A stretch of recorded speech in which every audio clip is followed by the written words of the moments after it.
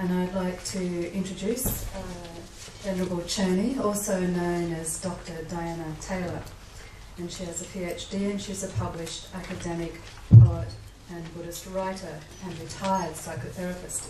And just as she has just, this book, lovely book, has just been published and arrived at the desk today, and it's called Enough, A Buddhist Approach to Finding Release from Addictive Patterns, by Venerable Chönyi. A genuine first edition copy. First edition, you can get it signed later. She was ordained in the Tibetan Buddhist tradition by His Holiness, the Dalai Lama, and subsequently she has been a nun at Atisha Centre in Bendigo before joining Chenrezi's nuns community and completing 4 years of Buddhist studies. She is a resident teacher at Vajrayana Institute, Sydney, and is well known for her contribution to the discussions on Buddhism and psychology. Currently, Venerable Chönyi is an honorary lecturer at the University of Sydney in the discipline of psychiatry, and is a touring teacher and online tutor as well for the foundation of the preservation of Mahayana teachings and the traditions. So, welcome, and we have an hour for... Welcome everybody here. Before I start, are there people here who've actually practiced Tantra in any way, shape or form?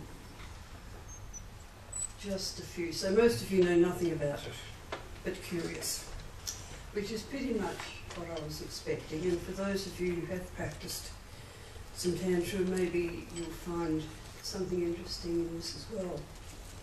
As I said in the panel discussion, the aim has been to show the relevance of Tantra on the path of awakening, but it's not just some sort of, well, it is esoteric, but it's not just that. There are very practical ways in which we can use Tantra as part of the path to awakening, which many people are not really aware of.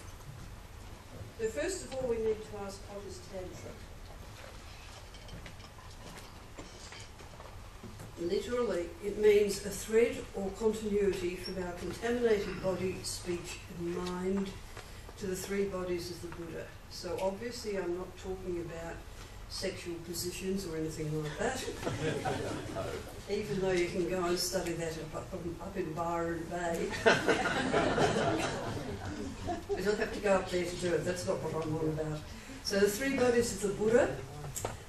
There's the Nirmanakaya, which is the emanated body, and the example of that, of course, is Shakyamuni Buddha himself, emanated in the Nirmanakaya, but also the Buddha can emanate in all sorts of forms in order to help us. Yep. Can I just ask, are these slides going to be available? I haven't got extra copies, but if you want to give me your email addresses, then I'll email the PowerPoint to you. I thought mostly if you have a lot of copies, and some people don't want them and it just ends up wasted paper. So if you really want them, let me know. I'll organise that for people to write their email addresses there, please. Yes, thank you. And when you write to me, remind me that that's what you're writing about, because I do a lot of online work and I might not know who you are. So the Nirmanakaya is the emanated body, and the Buddha may emanate in ways which are helpful to us, such as emanating as a dog which pulls us out of a dangerous place or something like this. The Sambhogakaya is the subtle body, and when we see pictures of deities in Tibetan Buddhism, these are the Sambhogakaya forms, and they stem from India, so they have they're dressed culturally as a bliss body that you would expect if you were an Indian, with lots of beautiful robes flowing around them and lots of decorations on them and things like this.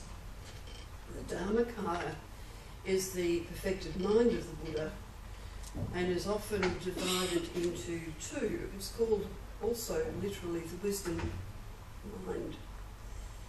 So the Western mind, of course, is the one which is omniscient, but the second part of that, which actually my name Chönyi is the Tibetan word for it, is the emptiness of the perfected mind of the Buddha. So if we know what emptiness means, it makes sense, but if you don't, then you'll have to study some more Buddhism. So what are we doing? In Tantric Buddhism, we are practicing what's called the resultant path. Now in Sutra, in comparison, is called the causal path. You learn about the causes, you apply yourself to undermining those causes to bring the result.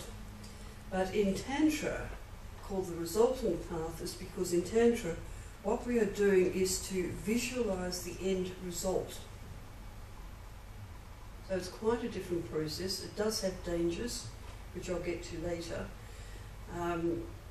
but it's nevertheless a very profound way of working with the mind. And it's akin to sports psychologists who get their athletes to visualize running the perfect race, or swimming the perfect laps, or whatever.